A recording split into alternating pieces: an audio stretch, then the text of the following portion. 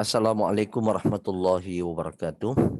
Waalaikumsalam warahmatullahi wabarakatuh. Alhamdulillahi rabbil alamin. Wa bihi nasta'inu ala umur dunya waddin. Wassalatu wassalamu ala imamil muttaqin wa qudwatin nasi ajma'in wa ala alihi wa ashabihi wa man tabi'ahum bi ihsanin ila yaumiddin. Wa ba'd. Alhamdulillah, pada kesempatan hari ini kita diberikan oleh Allah Subhanahu wa taala karunia iman dan kesehatan, sehingga nikmat ini kita gunakan untuk mengisi kehidupan kita hari ini dengan berbagai kebaikan. Salah satu di antaranya adalah aktivitas thalabul ilm. Ya, jadi saya ingatkan yang tidak memasukkan tugas, 2 orang itu apa boleh buat. Kita tidak menerima lagi tugasnya sebab kita sudah memberikan waktu selama sepekan. Kecuali memang ada betul-betul uzur yang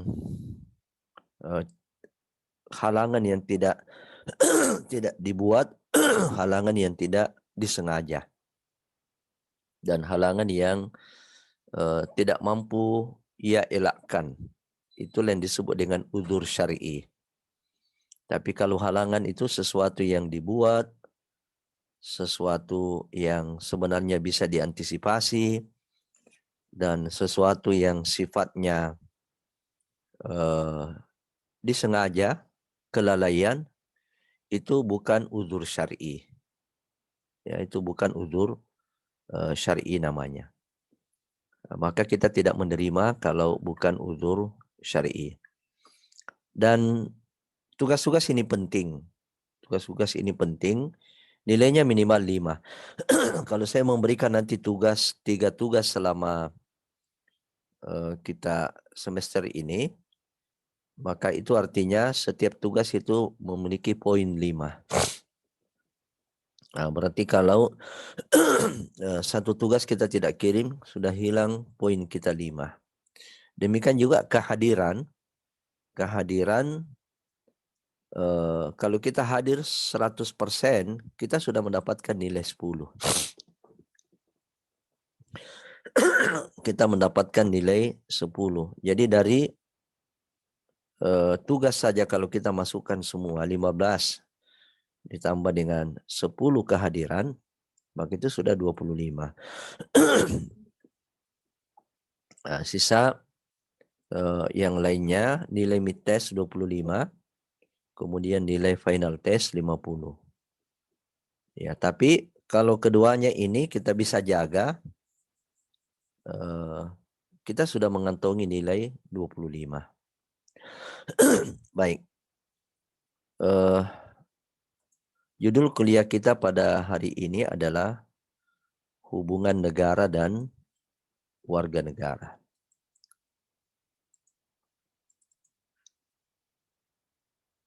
Ya, hubungan negara dan warga negara. Ya, memang mata kuliah civic ini adalah mata kuliah memang yang mempelajari tentang masalah negara dan kewarganegaraan. Agar kita memiliki setidak-tidaknya wawasan tentang negara dan wawasan tentang kewarganegaraan.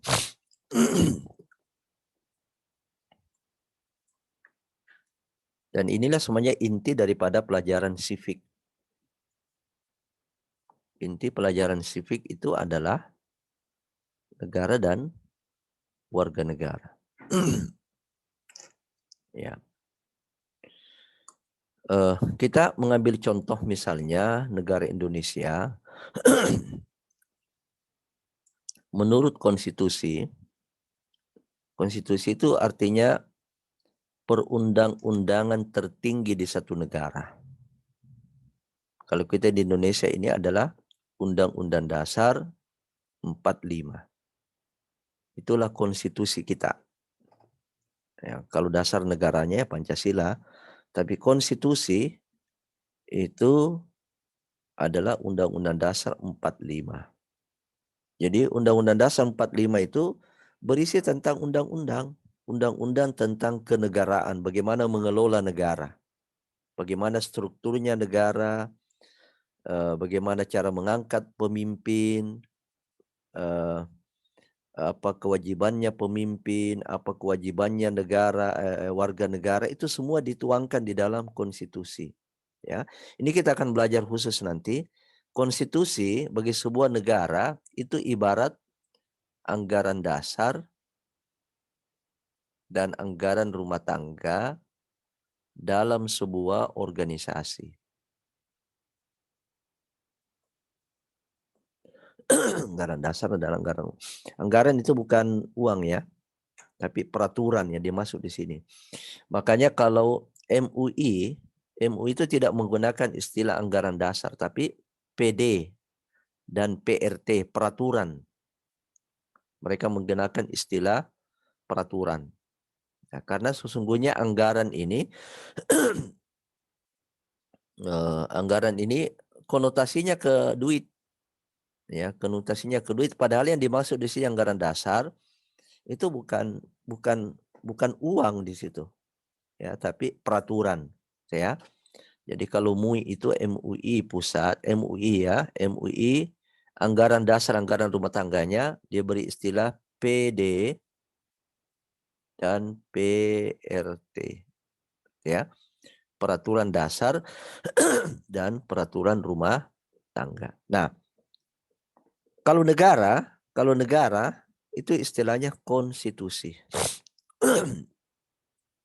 Nah, nanti kita akan pelajari ada bab khusus tentang konstitusi setelah pembahasan tentang materi ini.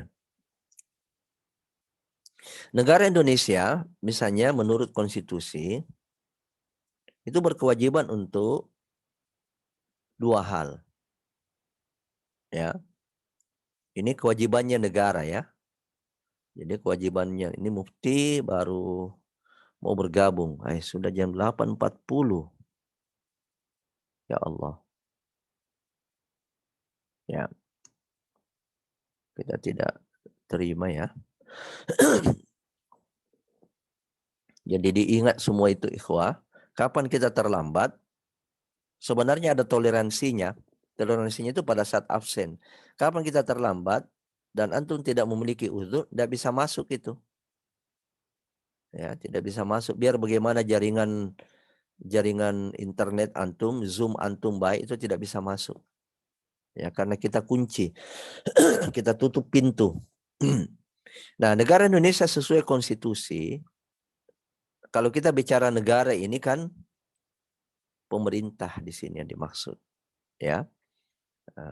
Kemarin kita sudah sampaikan itu ketika kita mendengar istilah negara dalam konteks sivik, yang dimaksud itu adalah pemerintah. Yang dimaksud adalah penyelenggara negara. Nah, antum sering nanti dengar dialog tentang politik di televisi. Itu biasa kita mendengar istilah negara tidak hadir. Ya, negara hadir, negara tidak hadir. Bukan berarti negara wilayah itu, ya, tapi yang dimaksud di situ adalah pemerintah, penyelenggara negara. Nah, penyelenggara negara menurut konstitusi ini itu memiliki dua kewajiban, menjamin dan melindungi seluruh warga negara Indonesia tanpa terkecuali. Menjamin dan melindungi.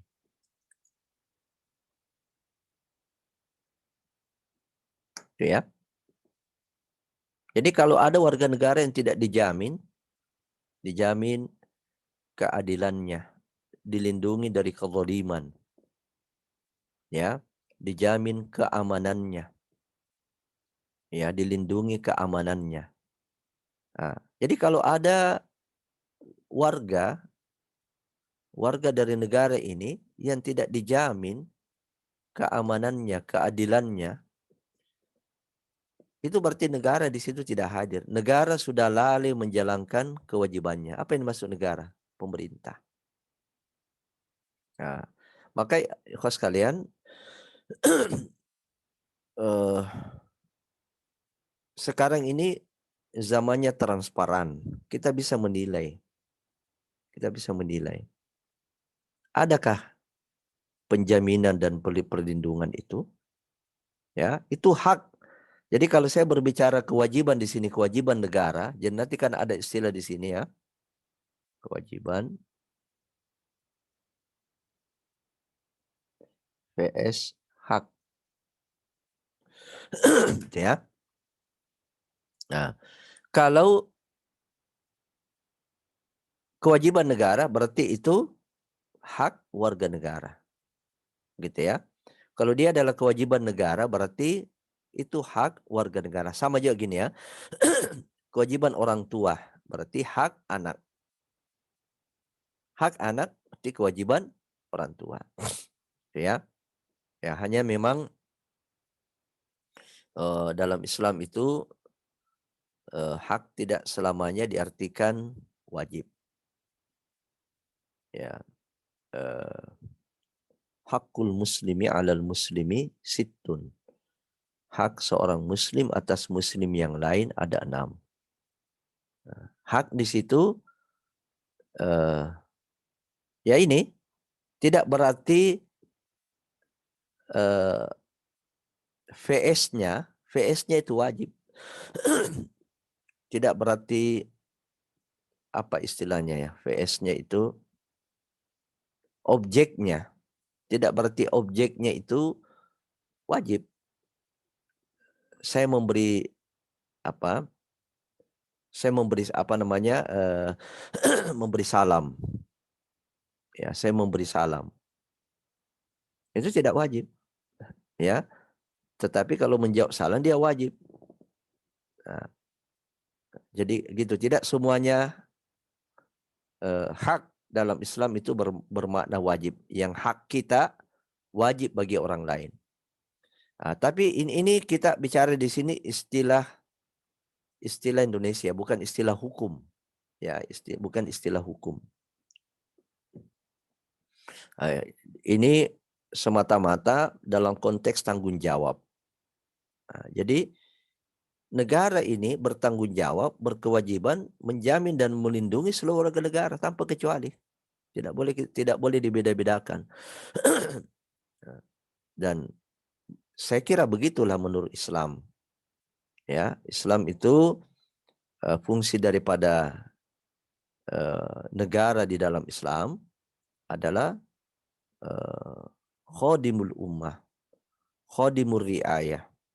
Ya, bagaimana dia menjadi pelayan terhadap rakyatnya.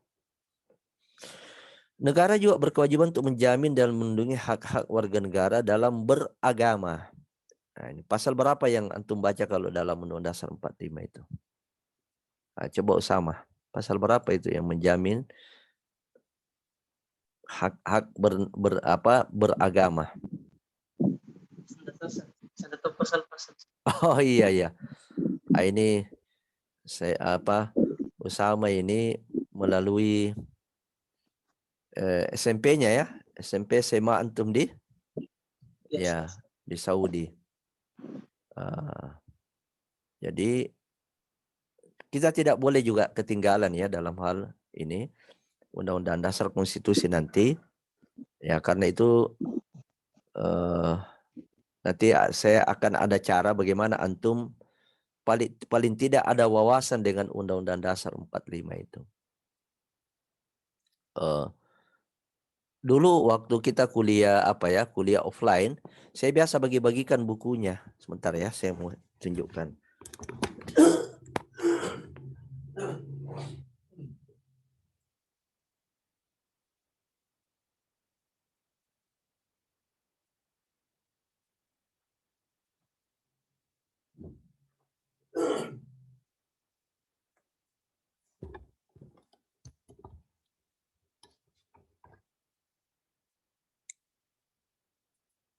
Nah, ini kalau saya lihatkan antum ini. Ini bukunya ya. Ini Undang-Undang Dasar 45. Ya. Itu kalau offline ya.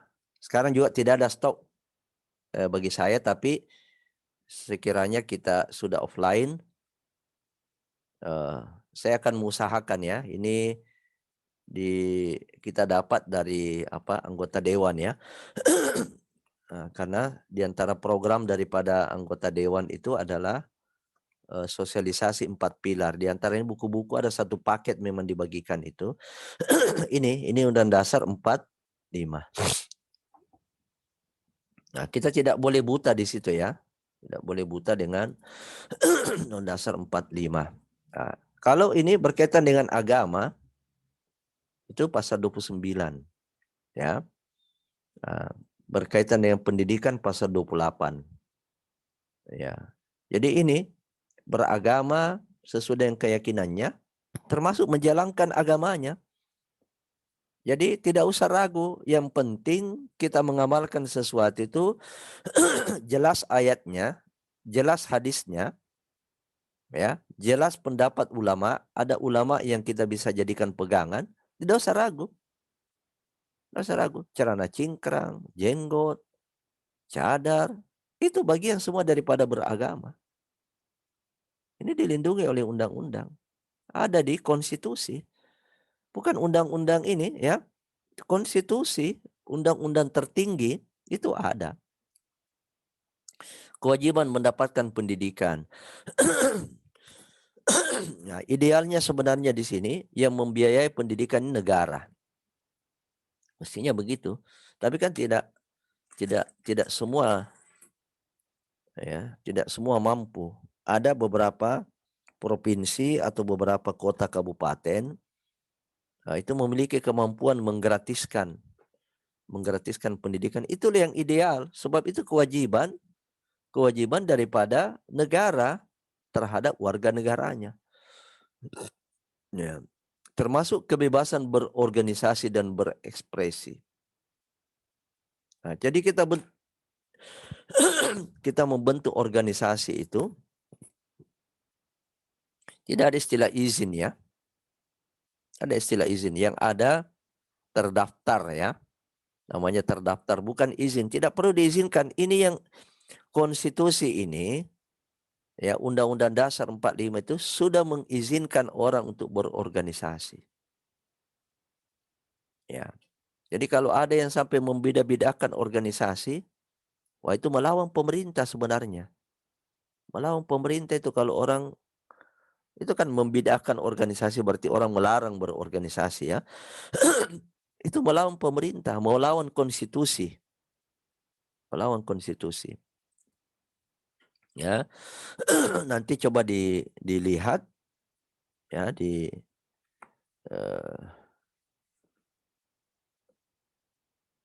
pasal 28. Ya. Pasal 28 itu kemerdekaan berserikat dan berkumpul, mengeluarkan pikiran dan lisan dan tulisan dan sebagainya ditetapkan dengan undang-undang. Nah, itu ya. Jadi ada disebutkan itu tentang kebebasan berorganisasi. Ya.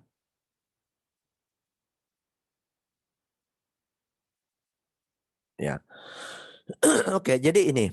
Nah, kemudian mari kita pindah ke sini lebih spesifik perspektif Islam, hubungan agama dan warga negara. Ini maksudnya gini ya. Yang dimaksud di sini adalah negara. Apa Ustaz? Ya. Kenapa? Ustaz, atas nama Mufti Rustan Ustaz, barusan ngechat katanya dari jam 8 katanya terputus jaringannya. Kenapa enggak jelas suaranya? Apa Ustaz? Saya bilang atas nama Mufti Rustan Ustaz, yang tadi baru mau masuk, barusan ngechat katanya dari sebelum jam 8 terputus jaringannya Ustaz. Oh, Baru masalah masuk. jaringannya. Ya, Oh gitu.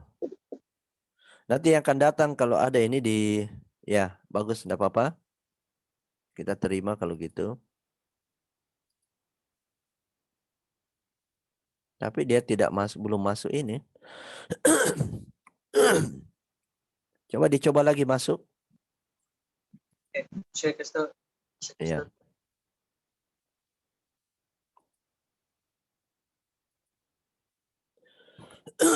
Ya baik. Kita lanjutkan.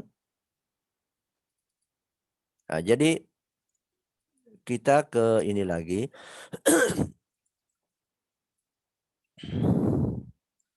Hubungan agama dan warga. Maksudnya hubungan negara.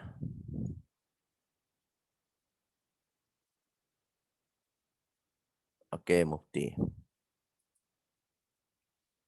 Hubungan negara, agama, dan warga negara.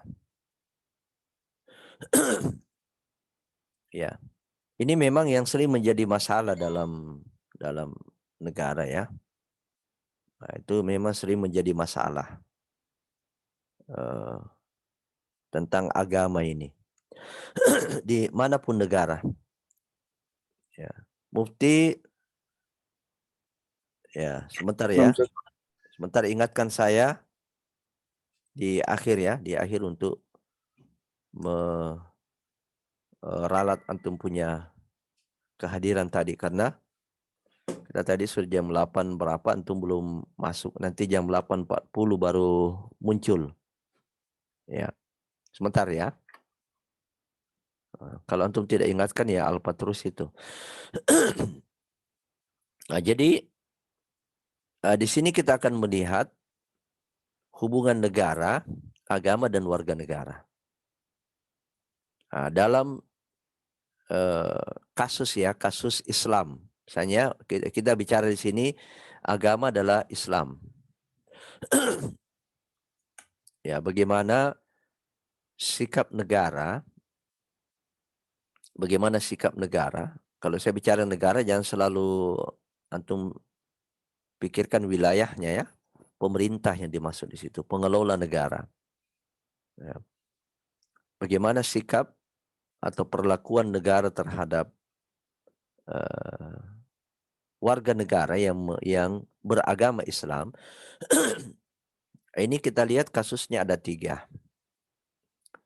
Ada negara yang menggunakan paradigma integralistik. Apa itu paradigma? Cara pandang. Ya, cara memandang. Jadi kacamata itu sama dengan paradigma. Ya, paradigma. Jadi ada yang memandang agama kedudukan agama dalam negara atau hubungan agama. Nah, jadi ini mohon maaf ya. Kalau di sini kita bicara, mungkin ada yang mengatakan, ini kan judulnya tadi hubungan negara dan warga negara. Iya betul. Nah, di sini agama terkait dengan warga negara. Jadi tetap hubungan negara dan warga negara. Tetapi warga negara ini kan beragama, khususnya kita di Indonesia beragama. Jadi tetap di sini pembicaraannya tentang negara dan warga negara dengan agamanya. Nah, di dunia ini kasus tadi warga negara Islam itu terbagi 3 paradigma. Negara memandang warga negara yang beragama Islam. Ya, ada negara yang menggunakan paradigma integralistik. Apa artinya integral? Siapa yang tahu di sini apa artinya integral? Terintegrasi, disintegrasi. Nah, coba Mufti. Naam, Ustaz. Ya, apa itu integral? Tidak tahu, Ustaz. Ya, tidak mengikuti dari awal jadi sulit ya. Coba Ardiansah, apa itu integral? Apa antum sudah mendownload semua KBBI? Kalau dicari di KBBI itu cepat sekali.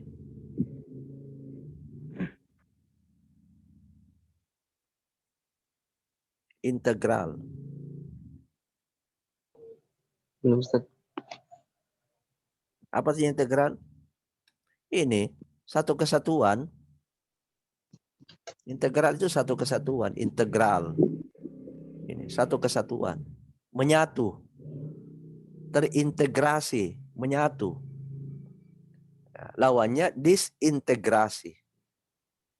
Nah, jadi pertama ada negara yang menggunakan paradigma integralistik. Yaitu memandang agama dan negara merupakan satu kesatuan yang tidak bisa dipisahkan.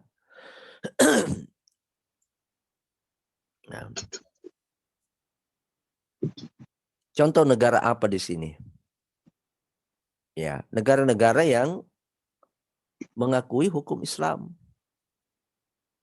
Ya, ini negara yang didirikan oleh Rasulullah Sallallahu Alaihi Wasallam. Ya, Sallallahu Alaihi Wasallam. Itu menggunakan paradigma integralistik. Agama dan negara itu satu kesatuan yang tidak bisa dipisahkan. Ya, satu kesatuan yang tidak bisa dipisahkan. Ya, pada konsep tentang agama negara berarti kehidupan kenegaraan diatur dengan menggunakan hukum dan prinsip keagamaan. Ini Rasulullah.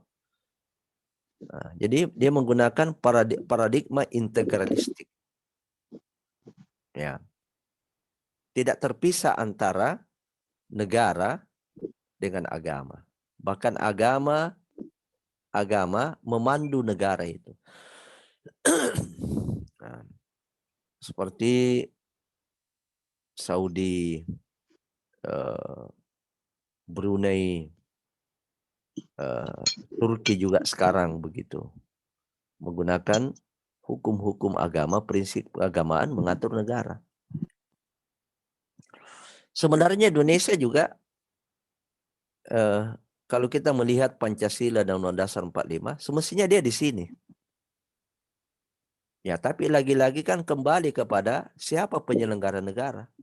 Tergantung penyelenggaranya, tergantung pemerintahnya kan. Negara itu kan benda mati. Ya. Dia jadi hidup itu tergantung perilaku daripada penyelenggara negara. Saya langsung ke nomor 3 ya, sebentar yang nomor 2 itu. Sebab kita akan lebih mudah memahami lawannya integralistik dari asal kata integral, lawannya adalah sekularistik.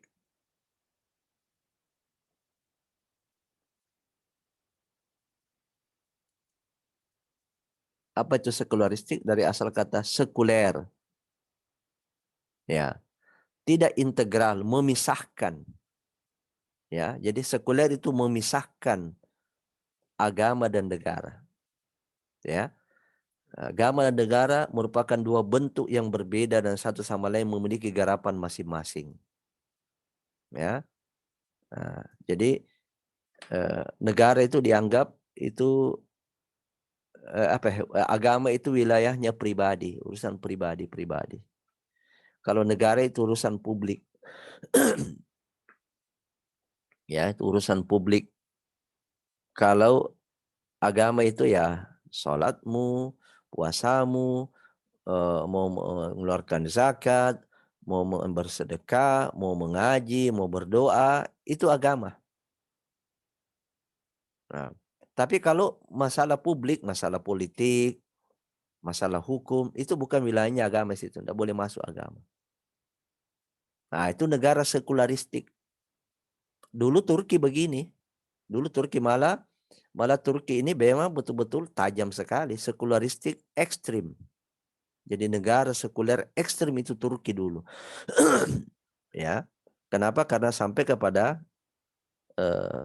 wilayah pribadi sholat itu diatur oleh negara. Azannya dirubah menjadi bahasa Turki. Nah, itu dilarang orang pakai jilbab. Ya, kalau Anda masuk parlemen, tidak boleh pakai jilbab. Anda pelaksana pemerintah, penyelenggara negara tidak boleh pakai jilbab perempuannya.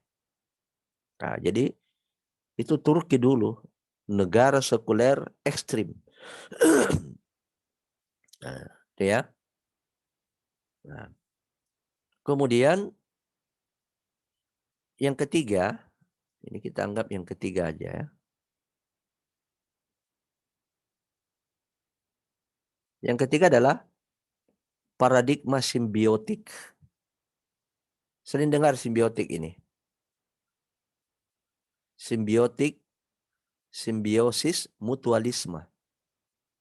Sering dengar ya? Nah, artinya bersimbiotik.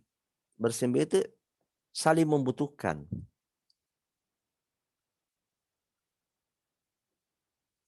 Ya. Jadi ada negara, dalam hal ini penyelenggara negara, yang menggunakan paradigma ini. Yang menggunakan paradigma ini. Paradigma simbiotik. Kalau Rasulullah, ya, dan kita ini pengikut Rasulullah, mestinya kita menggunakan paradigma integralistik. bahwa negara itu bagian daripada agama mestinya. Agama ini din. Ad-din yang diturunkan oleh Allah, minhajul hayah. Dia adalah pedoman hidup, aturan hidup. Semua kehidupan manusia diatur, termasuk mengatur negara. Nah, itulah paradigma integralistik kalau dalam Islam. Nah, kalau tadi lawannya itu sekularistik, itu memisahkan. Nah, ini ada paradigma simbiotik. Simbiotik itu artinya memandang hubungan agama di sini kan terkait dengan warga negara ya. Jadi warga negara, WN warga negara yang menganut agama. Nah, itu negara dia melihat di sini agama ini sebagai sesuatu yang saling membutuhkan, timbal balik, simbiosis mutualitik. Jadi negara membutuhkan agama, agama membutuhkan negara. Ini menurut paradigma ini, ya, paradigma negara.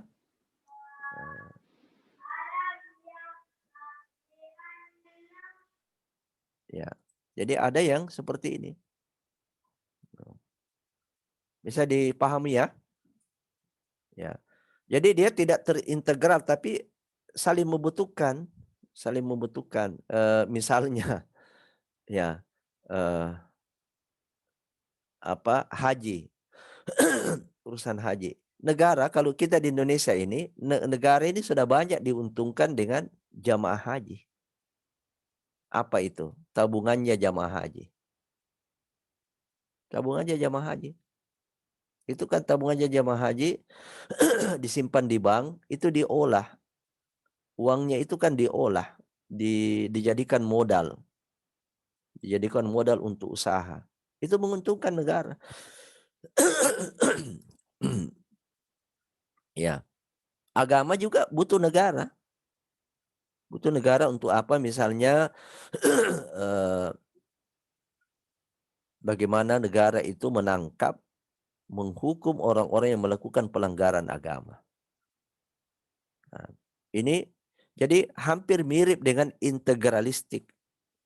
Hampir mirip dengan insting, tapi tetap dia berbeda. Jadi dia menganggap agama di pihak di posisi lain, agama di di satu sisi, kemudian negara di sisi lain. Tapi saling membutuhkan. Ya terserah kita melihat negara kita Indonesia ini berada di mana. Ya, apakah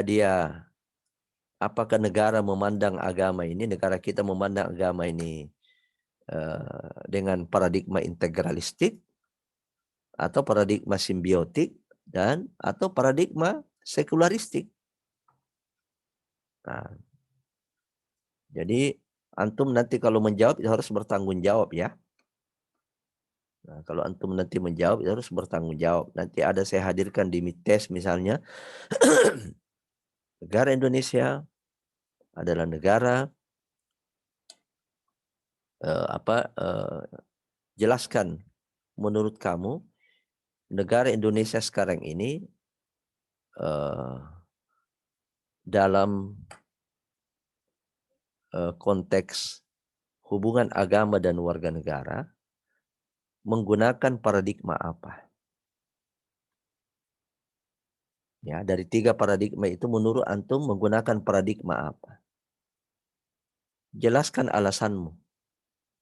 Itu ya. Apa alasannya? Kau bilang integralistik, ya apa alasannya? Kau bilang apa tadi?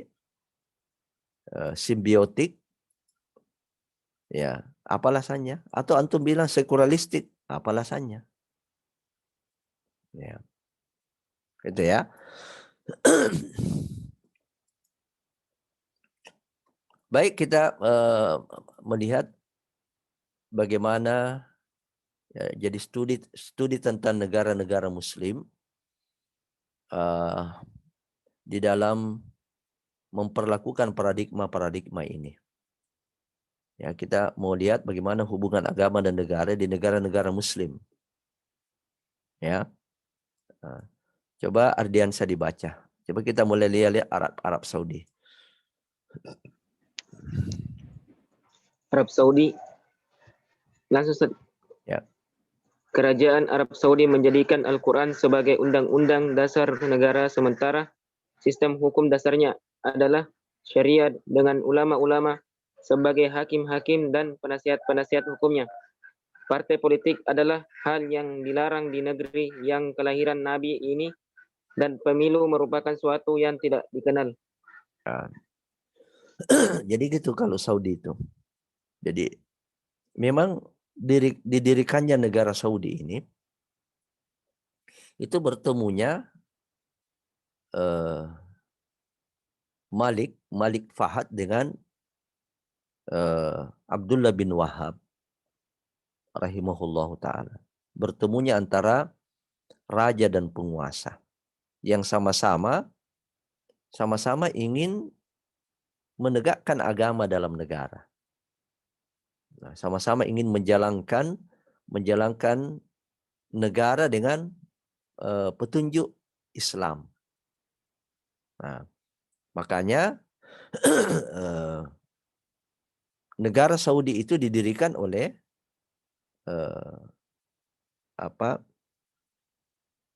Malik Saud, ya, Malik Saud dari asal kata Saud ya, itu yang dikatakan Saudi.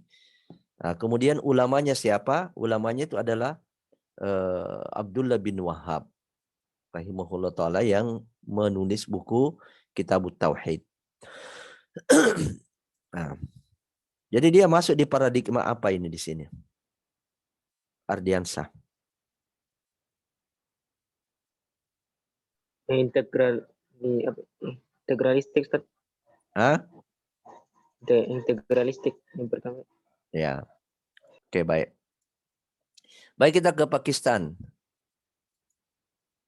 Pakistan.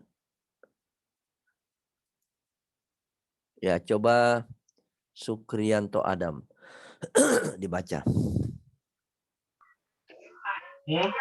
Pakistan menurut El Esposito dan John O.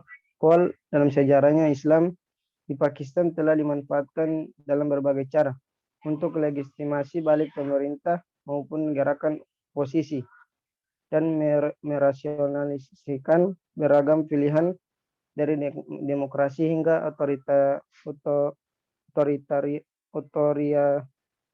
otoritarianisme politik dan agama. Sejak kelahirannya selalu diwarnai oleh pergolakan politik dan perselisihan tentang Islam yang memang selalu menjadi isu yang hangat dan aktual. Ya. Susah sekali kayaknya membaca antum ya. Ribut. Coba dibaca ulang Abdurrahman.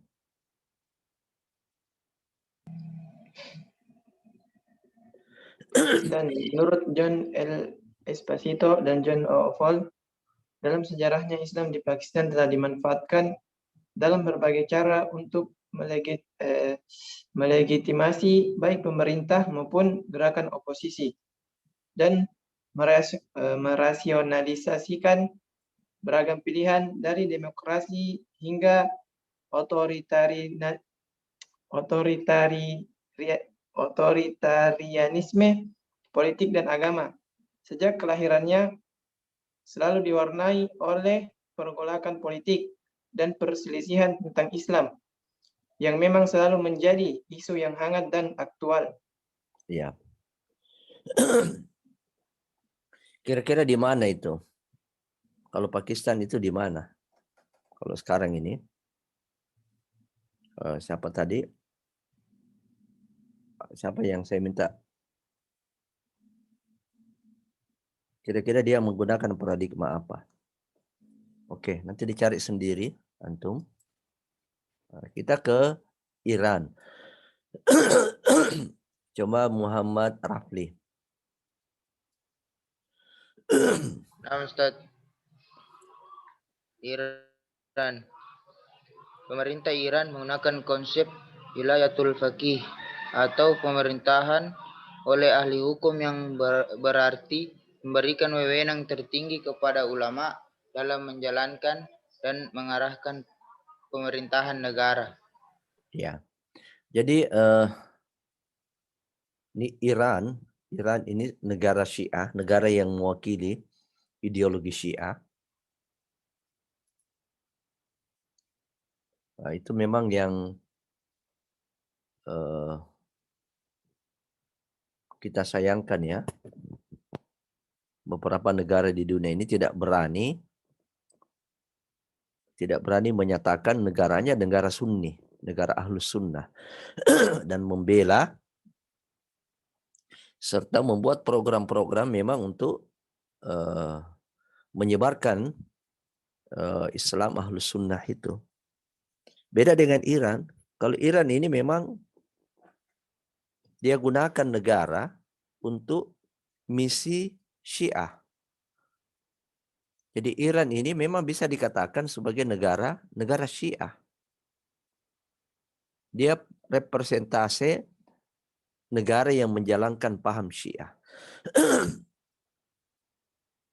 Rata-rata ya negara-negara lain itu Ahlus Sunnah, tetapi tidak memanfaatkan, tidak menggunakan negara itu sebagai alat untuk menjalankan misi itu. Misi dakwah. Kalau Iran ini memang digunakan negaranya itu untuk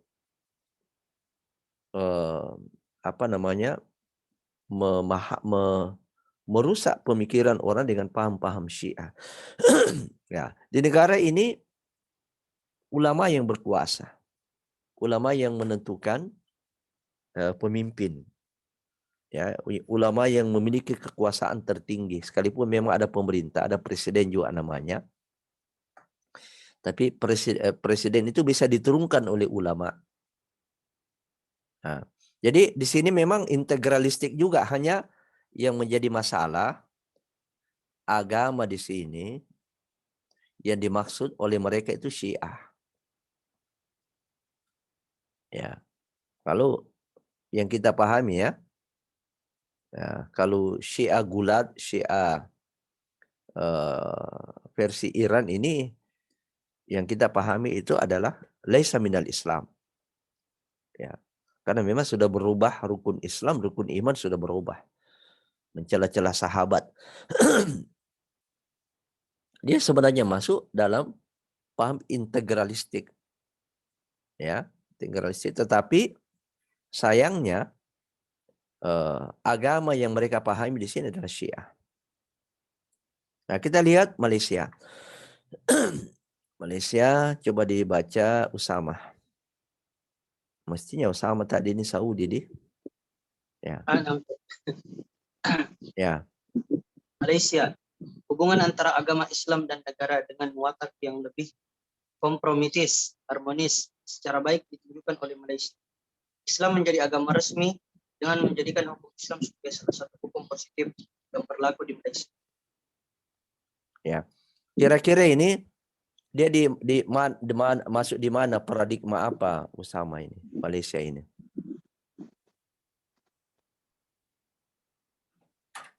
Ya, kira-kira dia di mana? Nah, kalau Malaysia ini dia berada pada paradigma simbiotik, ya, simbiotik mutualisme. Dia tidak menjadikan dia tidak integral, dia tidak menjadikan hukum agama, hukum Islam itu sebagai sumber menjalankan negara. Tidak sama dengan Saudi. Nah, tetapi ya itu kompromistis harmonis. Ya, agak jarang-jarang itu kita dengar ada kasus-kasus sekularisasi di Malaysia ya. Tidak sama kita di Indonesia ini, kasihan paham liberal ini ya. Jadi rata-rata yang menduduki posisi-posisi penting ya di negara ini adalah orang-orang yang memiliki pemahaman liberal. Sehingga seperti itu, sehingga dia cenderung ke sekuler. Kalau di Malaysia kita jarang dengar itu, jarang mendengar ada mempermasalahkan cadar, mempermasalahkan pakaian cingkrang, celana cingkrang, ya, jilbab, ya, itu jarang karena dia negaranya dalam hal ini pengelola negara menggunakan paradigma apa? Paradigma simbiotik mutualisme. Ya, tidak boleh agama itu dimusuhi. Tidak boleh orang yang beragama itu dimusuhi. Apapun yang dia lakukan. Hanya memang kebalikannya kalau Malaysia memang ahlus sunnah banget memang. Jadi hanya mohon maaf musuhnya Malaysia itu, pemerintah Malaysia adalah Syiah. Ya. Kemudian ada istilah Wahabi. Ya. Jadi mungkin di sini yang dianggap radikal itu ya, Wahabi karena Malaysia ini ahlus sunnah yang dimaksud itu memang pemahaman Syafi'i, mazhab Syafi'i. Yang kental di situ adalah mazhab Syafi'i. Ya. Baik, saya kira itu hubungan negara dan warga negara di kasus negara-negara Islam. Kita masuk ke hubungan agama dan negara di Eropa. Kalau tadi kasus di negara-negara Islam, bagaimana negara-negara Islam memandang, maksudnya negara-negara Islam itu negara-negara yang mayoritas penduduknya ya, negara-negara yang mayoritas penduduknya Islam. Nah, sekarang kita lihat negara-negara Eropa. Bagaimana negara-negara Eropa hubungan negara warga negara kasus agama ini. Coba bentar.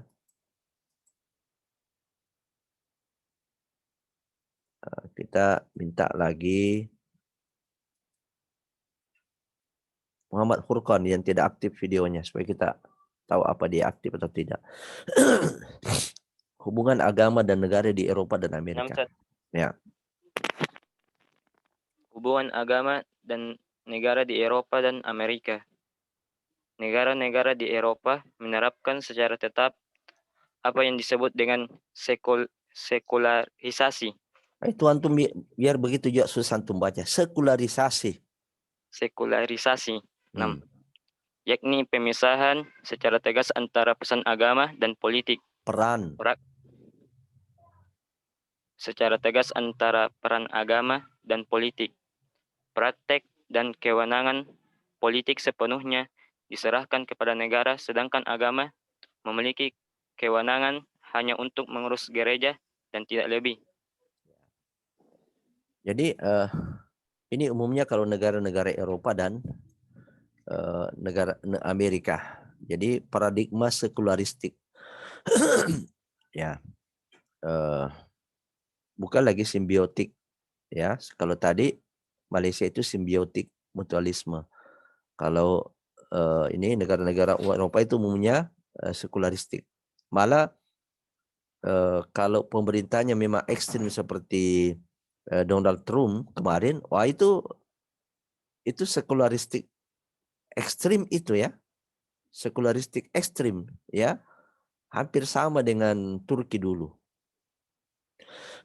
Nah, coba lihat di Indonesia. Ini tentu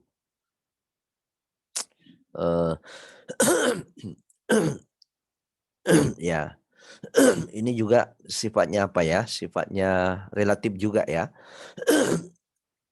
Sebab kalau ini mungkin belum kasus sekarang ini. Ya, coba Fahrul Mukminin.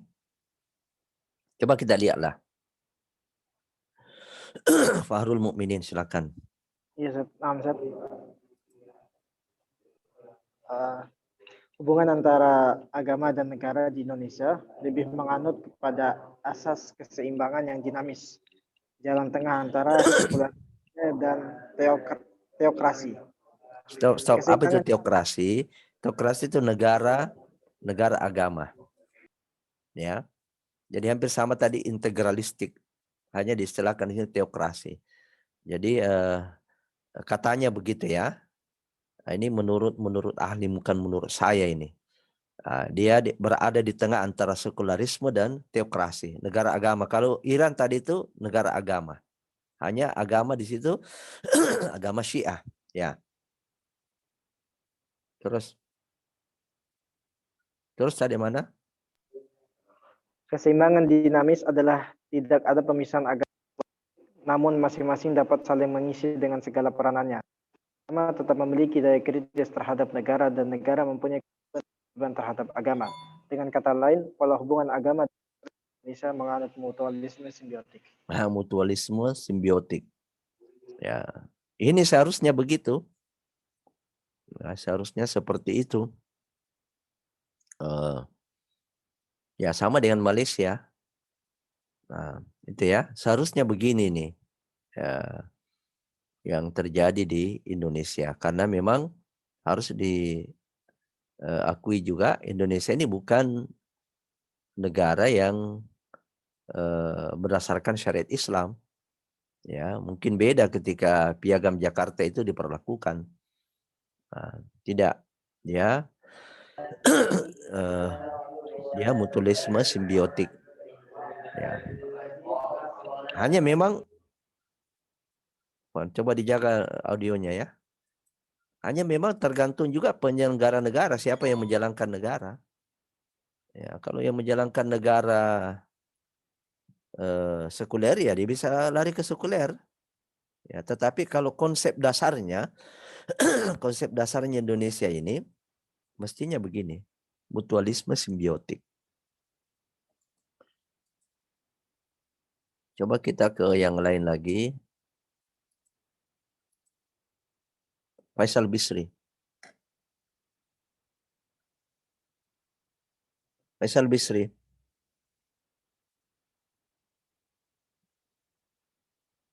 Mana Faisal Bisri?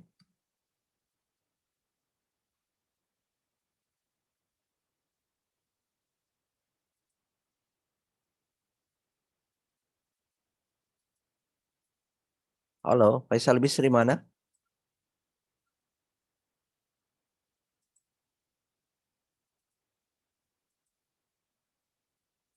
Mana orangnya Faisal Bisri? Coba kita lihat apa dia izin enggak.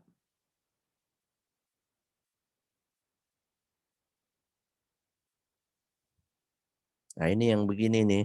Tidak aktif video, tidak aktif audio. Ya. Ini bisa jadi nanti yang bagian keduanya ini saya kasih alfa saja. Colong kalau ada kendalanya Faisal Bisri, coba tulis di chat. Kalau enggak bisa buka video, enggak bisa juga audio, nanti di chat. Kalau tidak saya di bagian kedua saya kasih alfa saja. Kan ada 2 absen itu, ada pertama, ada absen kedua. Nah, di absen kedua saya kasih alfa kalau tidak ada respon. Ya, karena bagaimanapun buruknya jaringan, tetap kita bisa mengetik chat. Ya, kalau tadi ini seperti Asri ada anunya, ada izinnya, Rafli semua. Baik, Kasman Harun. Faisal Bisri sebentar ya. Kasman Naam, Harun. Ustaz. Sebentar, saya munculkan. Ini slide terakhir ini ya.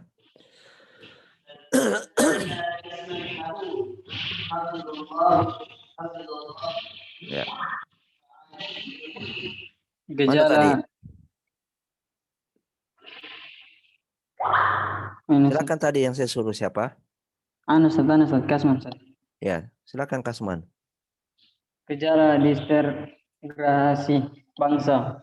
Negara memiliki potensi sebagai penopang proses demokrasi yang menjelma sebagai tuntunan global dewasa ini dan juga dapat menjadi ancaman bagi proses demokrasi jika tampil sebagai kekuatan represif dan mendominasi berbagai aspek kehidupan berbangsa dan bernegara. Ya, stop. Jadi negara ini bisa menjadi penopang proses demokrasi, juga bisa menjadi ancaman. Apa itu demokrasi? Demokrasi itu kebebasan. Kebebasan yang diatur oleh undang-undang dan aturan. Nah, tetapi ketika undang-undang dan aturan itu diatur sedemikian rupa menurut maunya penguasa, ini bisa merusak demokrasi. Ya, ini bisa merusak demokrasi. Nah, jadi ada biasa keluhan orang-orang hukum itu mestinya mengatur penguasa, bukan penguasa mengatur hukum. Ini bahaya ya. Hukum, penguasa-penguasa ini juga biasa juga disebut dengan negara. Negara ini harus tunduk pada hukum. Bukan justru negara menguasai hukum. Sehingga membuat sedemikian rupa aturan-aturan, membuat sedemikian rupa undang-undang untuk melegitimasi kekuasaan. Nah, itu bahaya kalau sudah penguasa, dan itu merusak demokrasi. Merusak demokrasi ini bisa terjadi disintegrasi bangsa. Apa disintegrasi? Lawannya integrasi. Terbelah, terpecah. Bangsa ini bisa terpecah. Ya, termasuk ketika agama ini dimarginalkan di Indonesia ini, agama ini dimarginalkan, ya, agama Islam dimarginalkan, padahal penduduk mayoritas di Indonesia ini Islam, yang memperjuangkan agama ini Islam. Kalau dimarginalkan, itu bisa terjadi disintegrasi bangsa. Bisa keterpecahan bangsa ini. Nah, inilah sebenarnya yang sekarang ini terus diperjuangkan oleh para ulama, oleh para tokoh-tokoh bangsa yang konsisten dengan Islam. Ya, termasuk Ustadz kita, Ustadz Zaitun di pusat, ya, itu berusaha untuk mempertahankan apa yang dirintis oleh pendahulu-pendahulu kita. Pejuang negara ini, ya jangan sampai terjadi disintegrasi bangsa. Terjadinya disintegrasi bangsa itu kalau negara sudah tidak hadir di situ, memberikan jaminan keadilan, jaminan kesejahteraan, dan sebagainya. Yang paling pokok sebenarnya keadilan. Kesejahteraan itu bisa kita saling membantu, tapi kalau keadilan tidak terpenuhi itu bahaya. Coba lanjut. Tadi terakhir ini untuk menopang proses demokrasi, negara sebagai komponen penting demokratisasi. Coba diperbaiki cara membacanya.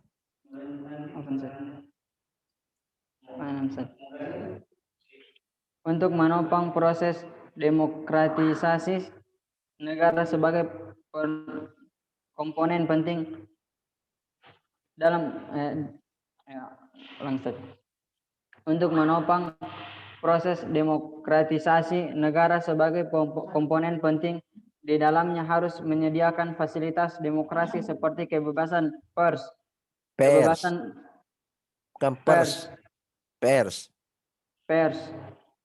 kebebasan berorganisasi, kebebasan berbicara dan mengeluarkan pendapat, serta peningkatan fasilitas umum maupun kawasan publik bebas untuk memfasilitasi beragam opini warga negara. Ya, stop. Demokrasi yang Stop dulu. Jadi gejala disintegrasi bangsa itu bisa diantisipasi dengan konsisten menjalankan demokrasi. Demokrasi itu kebebasan tadi ya. Demokrasi itu bebas. Ya. Makanya kalau ada yang demo, boleh demokrasi, demo dari asal kata demo. Ya, kebebasan ya menyatakan pendapat sepanjang dia tidak melakukan pengerusakan. Ya. Ini kebebasan mengkritik. Nah, jadi negara ini harus hadir di sini menyiapkan fasilitas demokrasi. Seperti apa kebebasan pers, ya, tidak boleh orang dibungkam ya, kebebasan berorganisasi, kebebasan berbicara. Maksudnya kebebasan berbicara ini sesuai dengan apa undang-undang, aturan, sesuai dengan agama, norma, etika, ya. Karena negara kita negara beradab, negara punya etik, tidak boleh ya kayak mencelah-celah ya, berbicara menuduh sesuatu yang tidak punya data, tidak punya dasar. Ini semua ya. Nah, Pak JK kemarin ini, Pak Yusuf Kalla ini kemarin ini meminta fasilitas-fasilitas demokrasi ini. Ya, beliau mengatakan bagaimana caranya supaya tidak ditangkap. Bagaimana caranya kami bebas boleh mengkritik tidak ditangkap. Nah, kalau orang dibungkam, ditangkap itu sudah demokrasi di situ tercederai. Jadi kita hanya berkuar-kuar mengatakan negara demokrasi, negara, tapi apa? Ya, kita tidak memberikan fasilitas kepada warga negara ini untuk melakukan koreksi, melakukan kritik, ya. Kalau dalam Islam ini kan amar ma'ruf nahi mungkar. Jadi demokrasi yang dicatat di bangsa Indonesia adalah tidak sekadar kebebasan tanpa batas itu, ya. Jadi demokrasi itu bukan kebebasan tanpa batas. Bukan itu yang dimaksud demokrasi, tapi kebebasan yang bertanggung jawab. Jadi ketika Anda mengkritik Anda ini harus Anda bertanggung jawab. Ya. Harus ada datanya. Agama sebagian diyakini oleh pemuja banyak memberikan ajaran moral tentang tanggung jawab.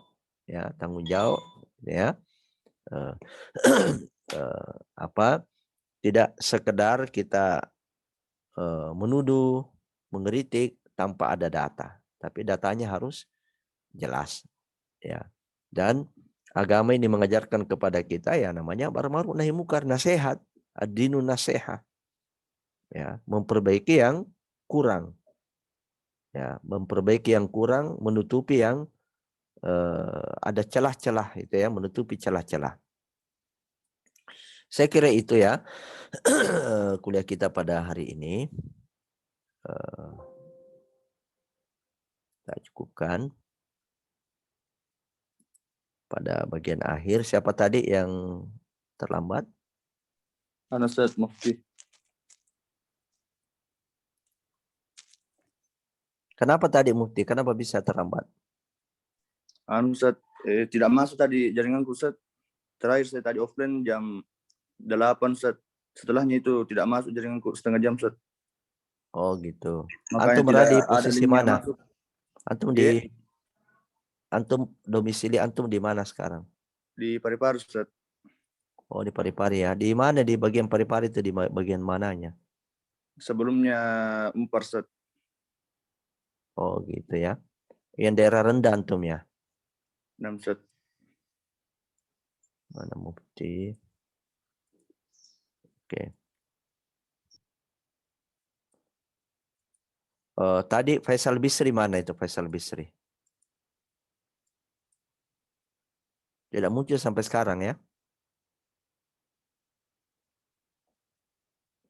Oke, saya kasih tidak hadir di sini, tidak di minta bicara, tidak bicara, muncul gambar, tidak muncul gambar. Nah, itu ya. Antum lihat ini saya, ya, Mufti sudah hadir ya.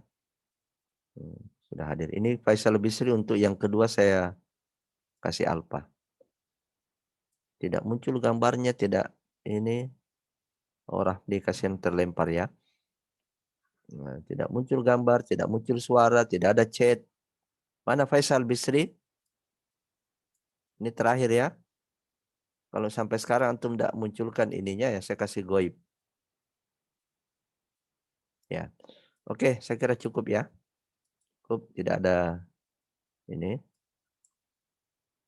Tidak ada respon juga. Ya.